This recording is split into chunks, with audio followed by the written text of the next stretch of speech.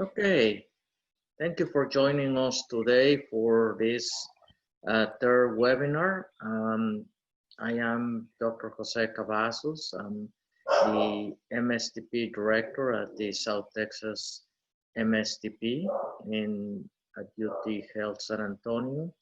Today, we're gonna go over the MD PhD program admissions and the elements of the AMCAS application that are important for MD PhD applicants. So let's start going. I guess that's me. And let's move on. So today we're gonna address some questions on the upcoming admission cycle, particularly given the circumstances due to the COVID-19 pandemic, trying to support transparency, lower anxiety and stress. And this webinar is being recorded, as well as prior webinars were uploaded into YouTube, and we plan to make it publicly available within a few days, maybe by Monday or Tuesday. Very briefly, MCAT, as I indicated in prior webinar, MCAT is administered by the AAMC. They do have, they have testing sites across the entire country. They are subcontracted. Some of them are in areas that were hit very, very badly, and some of them are in areas that were not as impaired by COVID-19. In any case, AAMC has really, in a proactive way, tried to improve circumstances for all of you who are taking this test, and included, added some dates, and instead of having 2 settings per day, they added 3 settings per day, and they also diminished the time for review after the test. Normally, it took about 4 weeks, 4 or 5 weeks for the scores to be reported. Now they are gonna be released within 2 weeks of the test taking.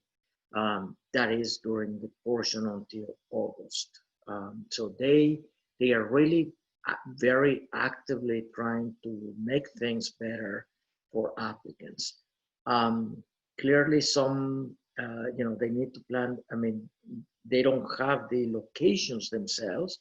They are subcontracted, and so they are doing the testing with with social distancing and the like. One of the other things that they tried to do for the MCAT is took away some of the test questions that are added that increase the length of the test. So the test is only 5 hours and 45 minutes, as compared to 7 hours, where they also test a few questions to, understand validity, etc. Now, pretty much every single program in the United States will have virtual interviews. So that is actually a very helpful thing. One added nick that I did not tell you in the prior webinar is that we are going to have very likely a pre-screening AAMC interview that is intended as I said, as a pre-screening. So you're gonna be getting a date for recording about a 20-minute video, meaning responses to 5 questions or so for 3 minutes. Maybe we are gonna be able to add an MD PhD question, but these are questions that we might be able to use for voiding or waiving the medical school interview, and so provide the medical school with that information. Now, not all programs are going to sign up for that. It is a service that the AAMC will be providing for free to interviewees, as well as for free to schools. One important thing that you need to remember is from the time that you submit your application, your application goes through a review and a process of verification. So remember to add your transcripts. And so those transcripts are very critical because for us as a schools, we are gonna see the applications until July 15. And in order for us to process an application, quite often we're looking for those letters of recommendation. So get your reviewers to submit their letters of recommendation, or your committee to submit that to the AAMC service.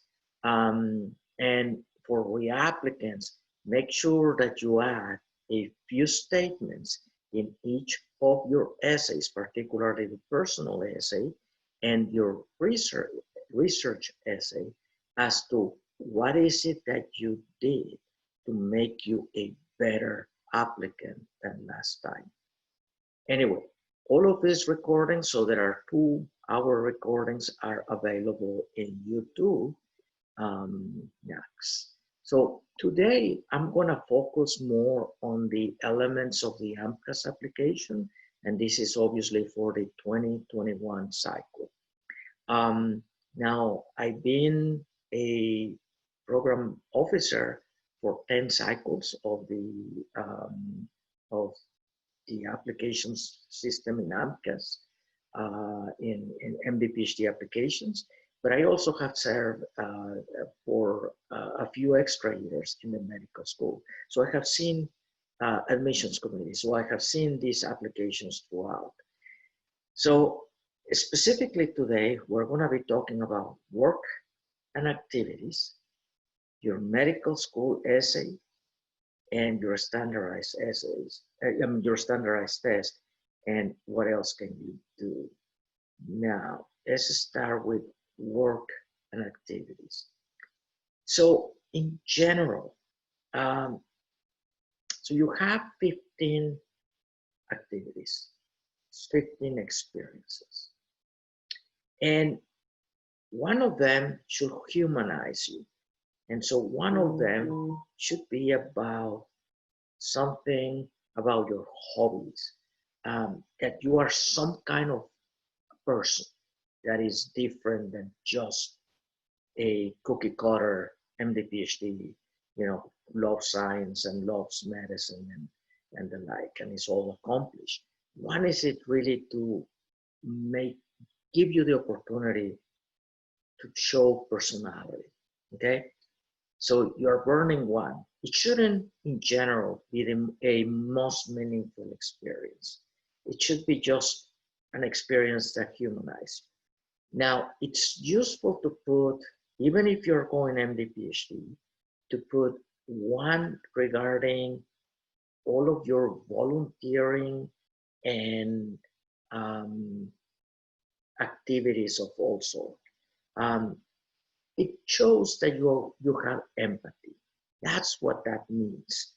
But what is critical for us is, depending upon the extent of your research experiences, you try to use maybe 3 or 5 of them in things that have to do with research. So you can put all your publications, all your presentations into a single piece and make it meaningful.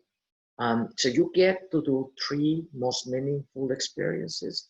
At least 2 of them should be research. At least 1 of them. If none of them is most meaningful, you're in trouble. That may mean something to us.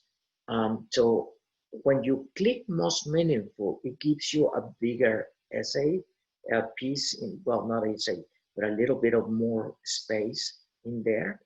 Now, in regards to the hours, be truthful about what the hours were. If you were working 60-hour days, that's what they are, 60-hour days.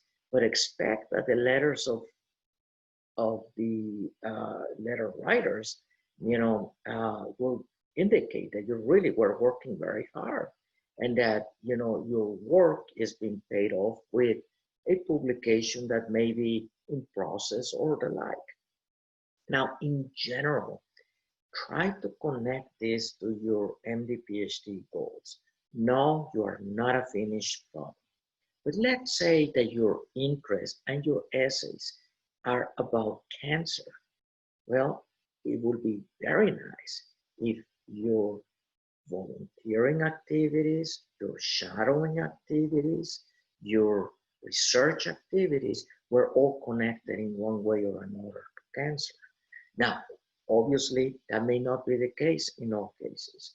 And some individuals may have more limited experiences. But in the end, try to make the most meaningful, if you are again talking about cancer, try to connect the cancer experience to that.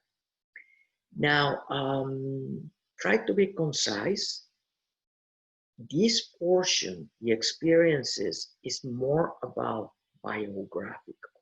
So I spent 12 weeks of my summer in this particular lab researching the, the mechanisms of breast cancer, estrogen resistant, whatever cancer. Or I was trying to do, I did a computational biology internship in this particular location, and I was able to try to understand how to do bioinformatics or imaging technique, etc. It's not about techniques. Now, you could name a few techniques if that's the way that makes the most sense. But it's more about fields. It's more about, I was studying endocrine receptors. I was studying diabetes. I was studying COVID-19, blah, blah, blah. Now, in general, do not include high school research experiences unless they were key in determining your trajectory and your path toward becoming MD PhD. And if they are the case, well, just lump them all into a single one. Even if they were multiple experiences in multiple places, it's okay. Now, are there any questions, Jennifer, thus far? No questions so far. Okay. So, a strategy, medical schools. If you're an MD PhD student or applicant, you need to understand one important thing, and that is that almost 99% of MD PhD programs will be looking for anybody across the country. There are a few places where their MD PhD programs are the state of residency matters. For the overwhelming majority of programs, it is come over. I am, just because you're a Texas resident for us, it doesn't make, it's useful for the medical school side, absolutely. But for the MD PhD program, I'm looking for everybody. I'm looking for the best applicants. So yes, COVID-19 obviously made obvious that travel is not as simple or as easy. But I have to say, we have applicants and students, matriculants from all over the country. And, in fact, I have literally somebody in Virginia right now and somebody who's traveling back to Washington State. So I have a student in Bethesda, still, and I have another student in California. It happens. you know, they are direct flights. Now, the one thing that I can tell you is not the most important thing when you're doing a visit to a school, and I know that these are going to be virtual visits, is do you see yourself belonging to that group? Do you see yourself at ease with those students? Are they happy? Are they progressing? Now, you need to apply broadly, but you also need to understand what the school has to offer you. Not every school has a palette of, rich bioinformatics in RNA sequencing or some over mitochondrial DNA. Every school has niches of excellence. My school has a terrific neuroimaging program, has a terrific tumor immunology program, microbiology. We're actually probably top 5 in the country because of the Texas Biomedical Research Institute, which has been studying Ebola and COVID and other coronavirus for decades. So there are areas of expertise in schools. I mean, we have terrific diabetes, cancer, neuroscience, but we may not have every single discipline. And many schools do have areas of strength in particular, niches that are more important to you. Our city, for example, is unusual in the sense that it is a majority city. And so it gives you a particular access to a more diverse population of patients. Examine the opportunities for early hands-on experience. When do you see your first patient? Have distance to family, personal values, and mostly research. Now, one thing that I often invite people to do is to examine the AAMC facts tables. So if you Google AAMC MD PhD, you get a lot of resources for MD PhD applicants. But AAMC facts, FACTS tables will get you to a section that has MD PhD data. And so one of the tables is table B8, and it has a column that shows this is the number of applicants and this is the number of matriculants. So you can select, for example, using the NIGMS data set who are MSTPs this year, and look at those 50 programs and examine who is the most, who has the better chance for me to be considered. I mean, there are programs that receive 60 applications and they only have 10 slots. Well, that's a hard take. Whereas there are programs with 207 slots. That may be easier. So examine that kind of resource. Try to have a few of those people who are in the bottom 10 out of those 50 schools, have some that are in the middle, and perhaps have a few that are your dream schools. Essays.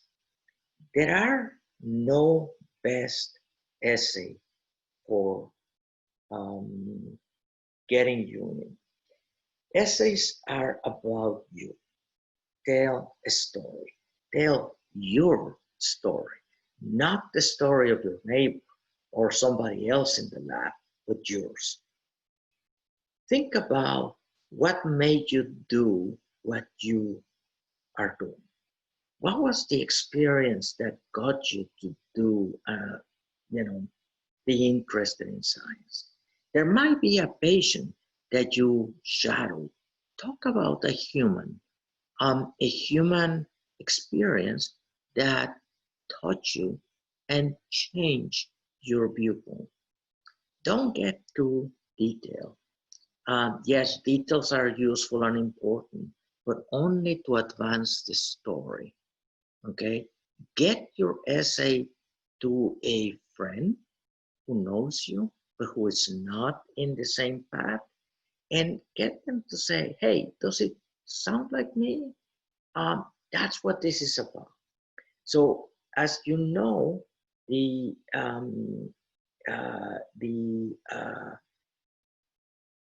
application has several sections, and in that sections, for example, you have areas that say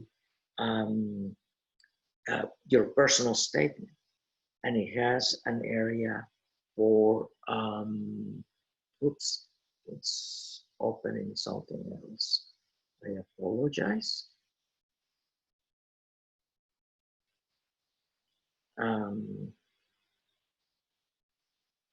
So has the MD PhD essay. It's about why do you want to become a physician scientist? And as long as you're saying, I want to translate my science to people, and I want to take inspiration out of taking care of patients to understand better the scientific questions that I ask in the lab, you're game. That's all what it means. The personal comments is about your journey. And certainly if you're applying MD and MD PhD, you don't necessarily have to make it about being a physician scientist, but at least you relate your journey to include medicine in there. It needs to show empathy.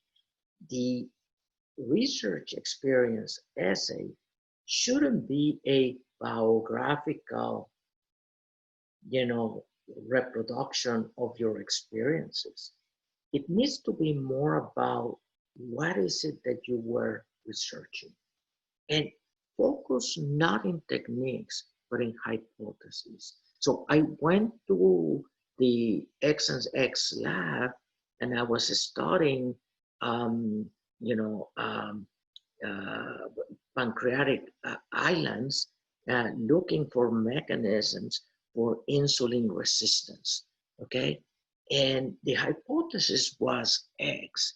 And I wanted to test this, or I worked in a project that was testing this, trying to understand better the regulation of this particular signaling path, which might allow us to have novel pharmacological targets for diabetes. So again, relate back to disease, but at the same time, talk about the journey and talk about what you did.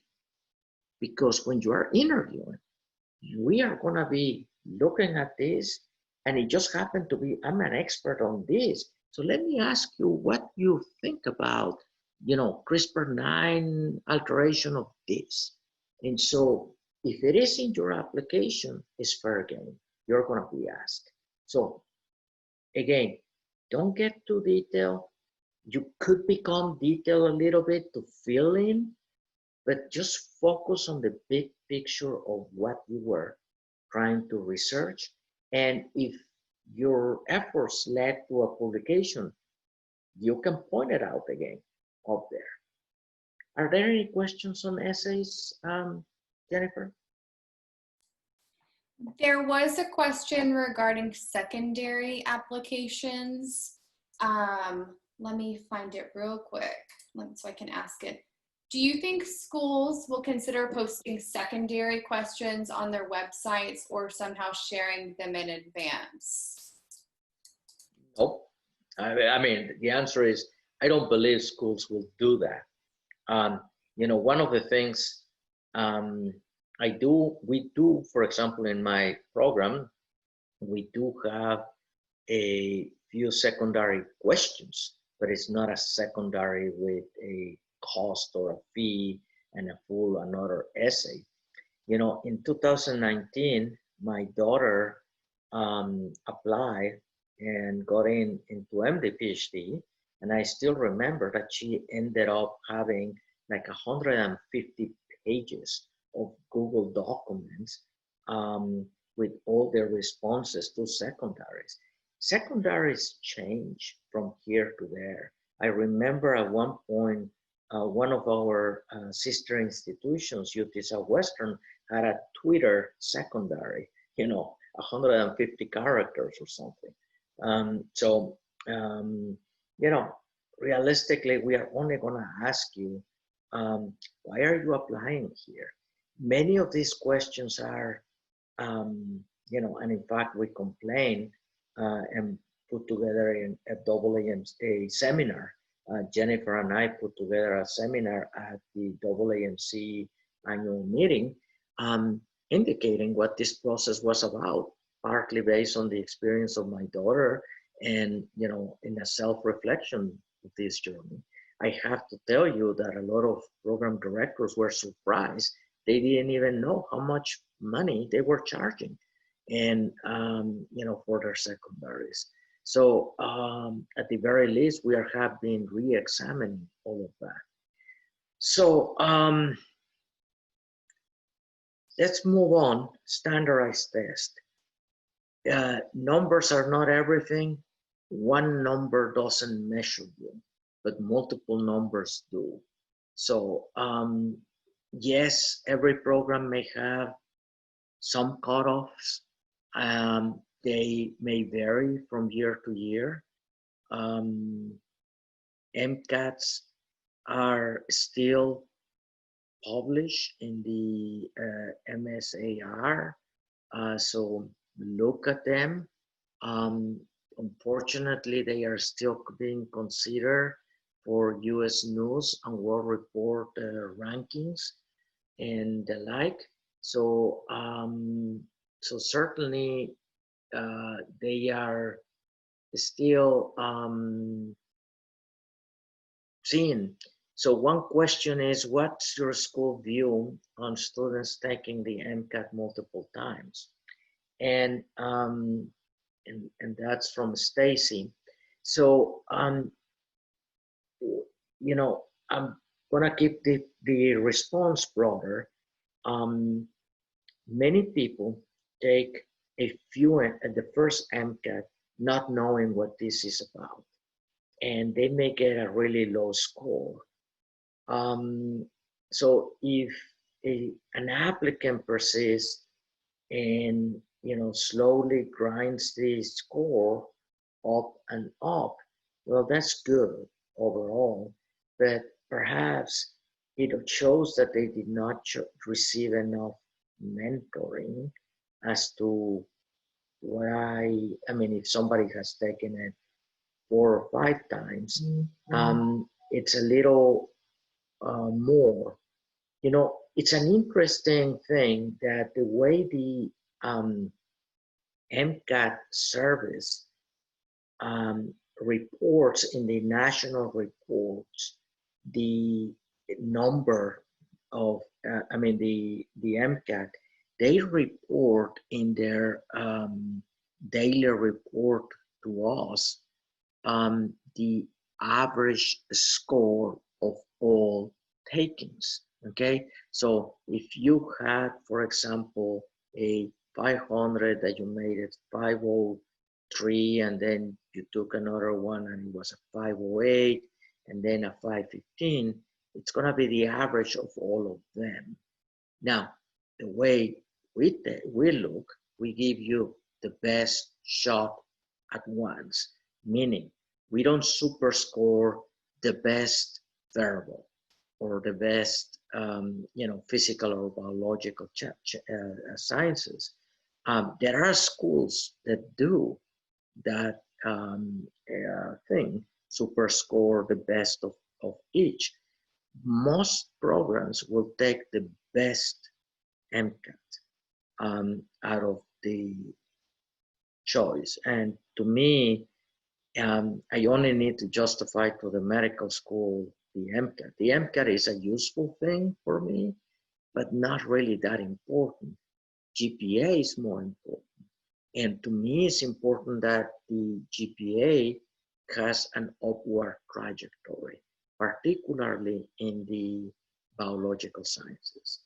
Now, if your GPA is, let's say, 3.2 or 3.1, it might be necessary for you to have done or to take a master's with coursework. And so if you get like a 3.7, 3.9 in your master's, you are rehabbing that 3.1. But here is the problem for us, is what we need for MSTP to be reporting to the NIH is we report the average of our group that were admitted and matriculated, but we also give them the range.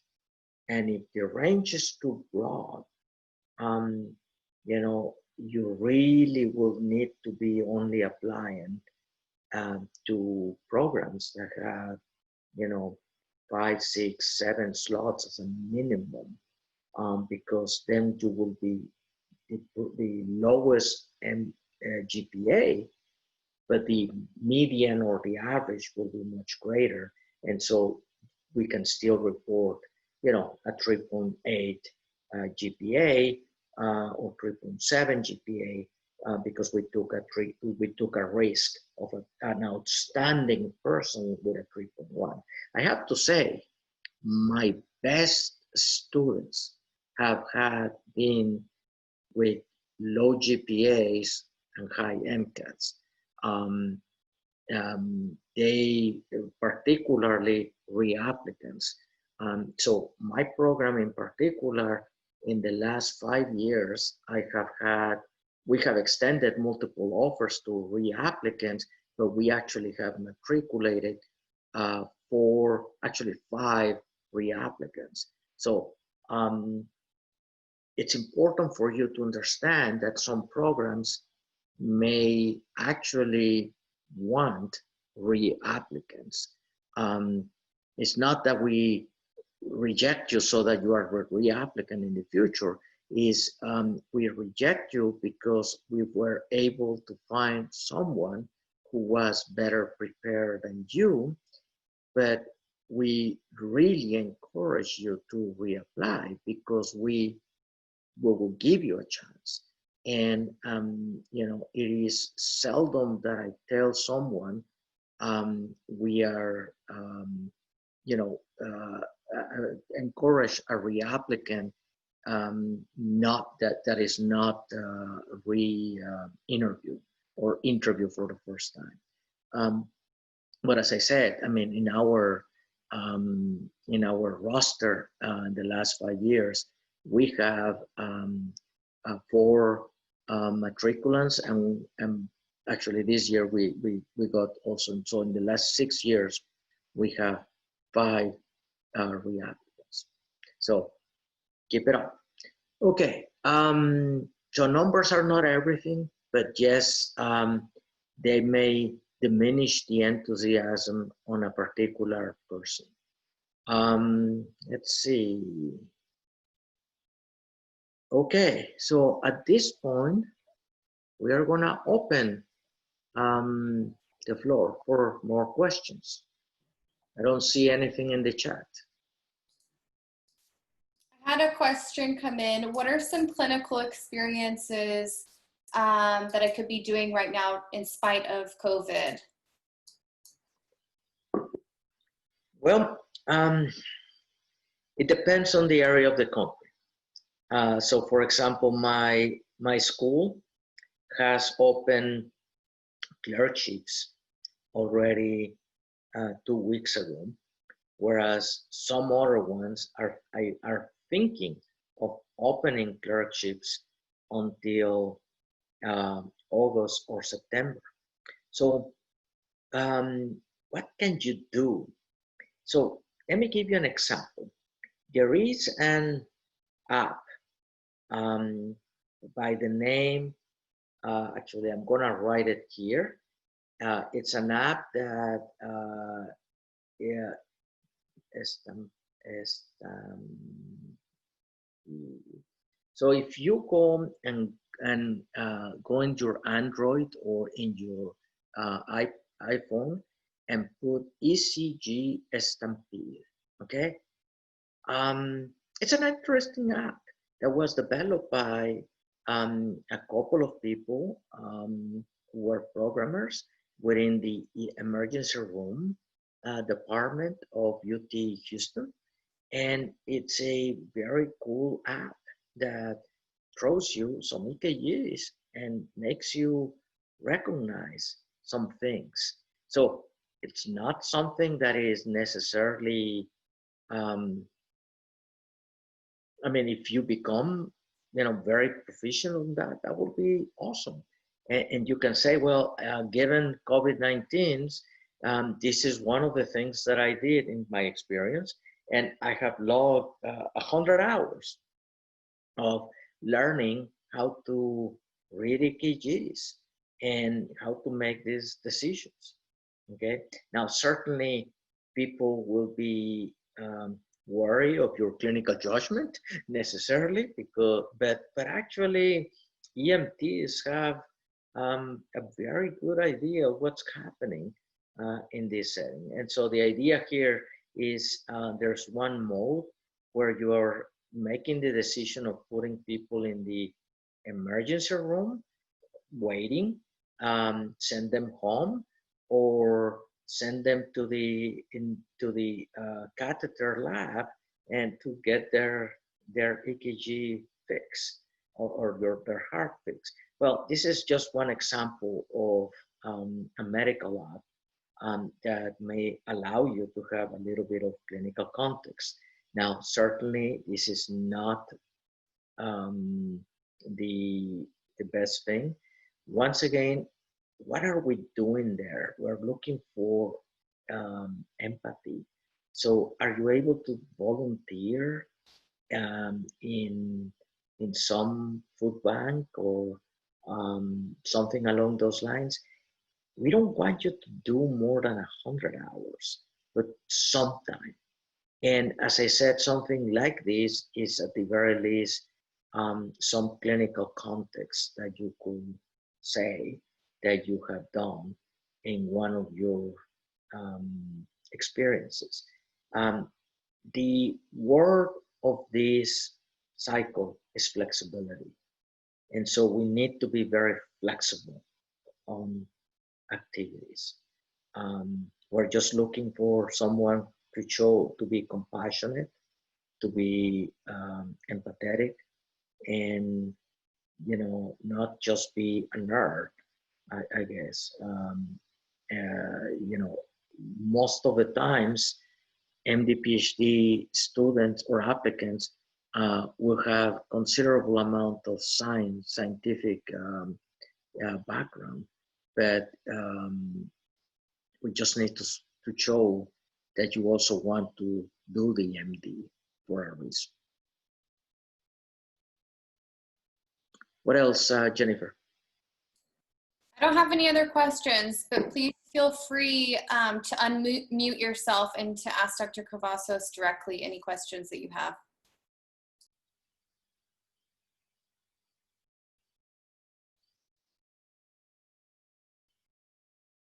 Are they able to unmute themselves? There should be an unmute button in the bottom left of your Zoom box. Hi, Dr. Cavazos. Thank you for presenting today. I had a question concerning the actual Texas application. Are we going to put, sorry, background noise. There's like a personal comment, and there's also like, I guess, a diversity statement where they ask you to personal characteristics. Is that also needed? Because I know you said that we can submit our application through the AMC if we're only applying to the MD, PhD, but you suggested or advised that we should apply to both MD So, and MD, PhD. So thank you for bringing that up, actually. The TMD SAS application, it is an application for the MD only program at my school. If we interview you and you have an TMD SAS application, our medical school will look at you and will examine you for potential acceptance to the MD only program. The MD PhD program is in AMCAS. So you don't have to apply to TMD SAS because it's another application, it's another cost. You need to send transcripts, you need to send letters of recommendation. But if you get interviewed in my program, essentially you're getting 2 for 1, meaning you're getting an MD review as well as an MD PhD review. We have had individuals who have been accepted for the MD only despite being rejected by the MD PhD program. And so it's, again, a second opportunity at bat. Now, I mean, that's where we are. Now, the new application for TMD SAS does have a diversity statement for, you know, what is it that you were bringing to the school. And, you know, that everyone has a different journey. So just talk about your journey. I mean, I'm a Mexican American. You know, I'm 10% Native American, or the, you know, the native tribes, mestizo tribes from North America. But the majority of my DNA, I guess, or culture, has been Europeans that came and did stuff here in this in America. And so, having said that, you know, as a human being, I grew up as a Hispanic Mexican American without thinking about all of these identities. How am I identified? I don't identify as a European. I don't identify as a Native American. I identify myself as a Mexican American, and with all the pluses and negatives of that experience. And, you know, I came to school to the United States, so I seen all of the different assumptions that people were making, you know, out of my ancestry. You know, that's part of what you do in that diversity statement, which is great. I mean, everybody has a diversity statement because everybody brings a different point of view. And that's in the end what makes us stronger as a group, as a team, as a country. And that is that we are bringing different points of view, but you just need to accept that there are different viewpoints, and, you know, and reason with others. And so that's what that diversity statement is about. Anybody else? Did I answer your question correctly? Yes, you did. Thank you. Okay, thank you. I have a question, Dr. Cavazos, from a student. They want to know about switching from an MD application in a previous cycle and doing MD PhD now. They had previously they had previous letters of recommendation that are recommending for MD only, and they can't change that now. Is this going to be, how is this going to be viewed by the committee if it says, you know, that they're being recommended for medical? Once again, this is about flexibility. What you need to say in your statement is that in a prior cycle, you apply MD, and you realize as this journey continue and you obtain additional research experience that the MD PhD path is what is for you, and that perhaps some of your letters of recommendation couldn't be updated due to, you know, a variety of reasons. But, you know, by being upfront, rather than giving us a vacuum that we fill in with our imagination, give us an explanation. I mean, the same happens to people with their GPA. I mean, you have your GPA going along, and then you have a terrible semester. I mean, a family member died, or you got sick and hospitalized. Tell us that. Tell us that there was a gap and that there was a reasonable explanation. And rather than us saying, you know, maybe this is where he got the DUI or something. I mean, rather than letting us imagine, just put it up front. It's better to take the bull by the horns and say, hey, you know, I didn't realize that that I needed accommodations. And once I realized, yeah, that I had a problem, and I was able to compensate for that problem, you know, my GPA just went through the roof. And so approaching those changes or those gaps in a proactive way are very effective. So in that particular case of the individual who was asking, you know, how to deal with that, it's with a prior letter saying, indicating MD, just be more specific and truthful and just say, hey, you know, I change scenes, and as long as the letter from the PI of your last experience is showing clearly that you want to be MD PhD, you should be fine.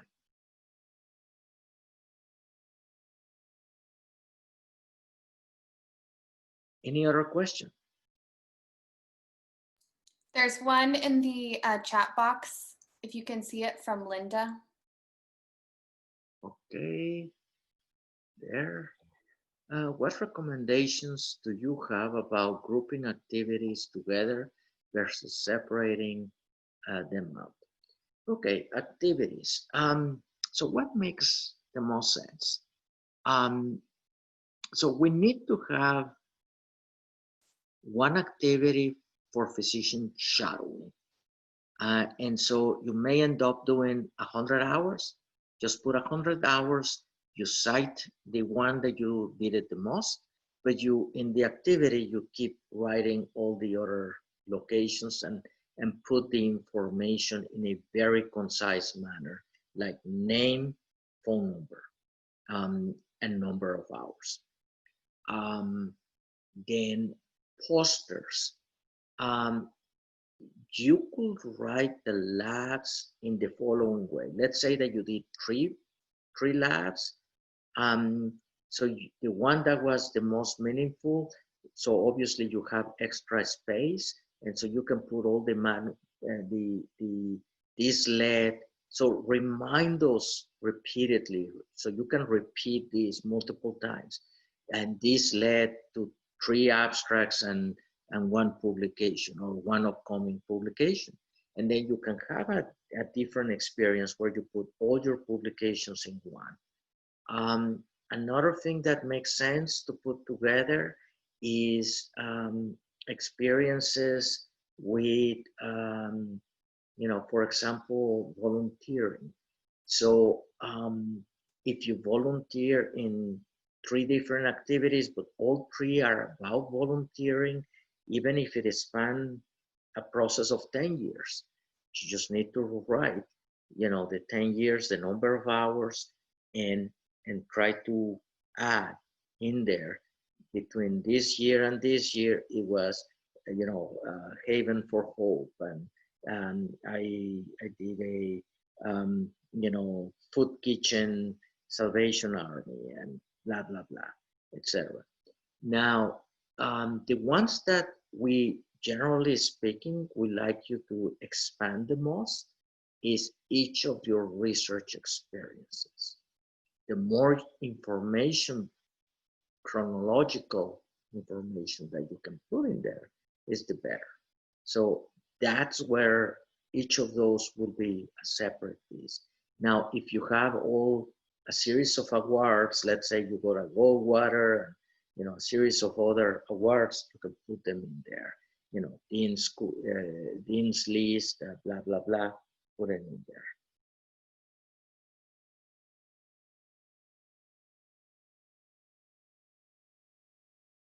For secondaries, one of the things that you are gonna do is many times repackage the essays into your secondary, okay? That is because if you apply to 30 schools, you're gonna have to do that. Now, the good news for you guys is that you're not gonna be traveling. So that means that you can hold many more interviews than in prior years, and it's going to cost you less. Having said that, be mindful. I don't believe that you need to interview beyond 12 interviews. It takes a lot of time, but be also very specific. And so when you are answering the secondary for a particular school, examine who are the particular scientists in the area of your expertise. And so be very specific.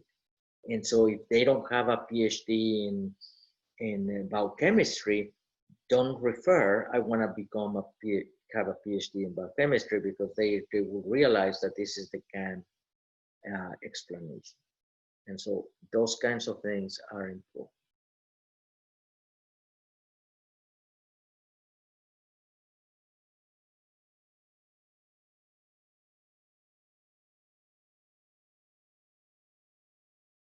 Any other question? Well, I look forward to see your applications. As I said, I'm not gonna see them until July 15 is the first day. Just as a follow-up of what's happening then is we are gonna, if your MCAT is still in process, put in there's a check, upcoming MCAT I intended to take in August or whatever. It gives us an idea of when we need to recheck your application, although every night it gets automatically updated. Now, make sure that your letters of recommendation are in there. You have a way of checking in your application. Make sure that your email sounds professional. shadowyfish@gmail.com. Well, come on. Or I love donuts 32. I mean, get a professional. Just use your name. Perhaps add a couple of numbers at the end. But try to use a more professional email for this. last one, obviously you might need to send a photo. Try to get a, particularly these days, a haircut if you can, or something along those lines. I mean, you look beautiful. Don't worry about it, but you know, but try to look the play. So you are trying to become a member of our guild. Okay, so you want to become a physician scientist. So try to get a really nice shot with a button shirt and a tie perhaps, and a or a business type of suit, or at least upper, you know, so that you look the part of what we are looking for. But in general, I mean, what you're gonna find is, it's just little attention to details. The Once we get the applications, we send them for review for our committee. The usual turnaround is about 4 weeks or so, and then we release interviews. Now, in our case, we may put you into the whole category, okay? Now, when can you send updates? Well, if you just publish that paper, tell us about it. Every program who has not rejected you will want to know that. So be self-advocating. You can contact us, but keep it to the point. I am interested in your program because I am interested in this particular area of expertise, and you have 3 to 5 mentors that are cool for me. And try to make those mentors, make sure that they are funded and that they are taking students. I mean, that some of the current students, MD, PhD students, are in those labs. So be a little bit more thoughtful as to, why are you sending that email? Now, you might be put into our whole category, and that doesn't make any difference, except that we want to keep this name for the next, maybe it's not going to make it for this application or this interview session, but we interview all the way to January, and so we might pick you. And in fact, it doesn't matter when you get accepted. As long as you're one of our kids, you're one of our own, and we'll go 100% for you. So so just keep that. Now, I don't want to receive an email every 2 weeks from an applicant, but if I receive an email every 6 to 8 weeks, it's fine. Particularly as we get closer to the final decision points, I'm okay with getting an email every 3 to 4 weeks of interest. But just keep that in mind. And when you are, doing that, make sure that email, that communication is really having some meat, meaning, I was able to present at this conference, even if it is virtual or disrupted because of COVID, it was still there. So again, positive developments. I completed my fall semester courses, and I got all A's. Okay, so that's awesome. Those kinds of things are useful. And maybe the last drop in the bucket that pushes you into getting an acceptance. Well, thank you for joining us. Is there any other question, Nope. Jennifer, or we'll wrap it up? Okay, thank you for coming. This webinar will be uploaded into YouTube. And if you like the webinar, please, put a like. And if if there are comments to make it better, please give us comments down in the feed. Thank you very much. Have a wonderful afternoon. Bye-bye.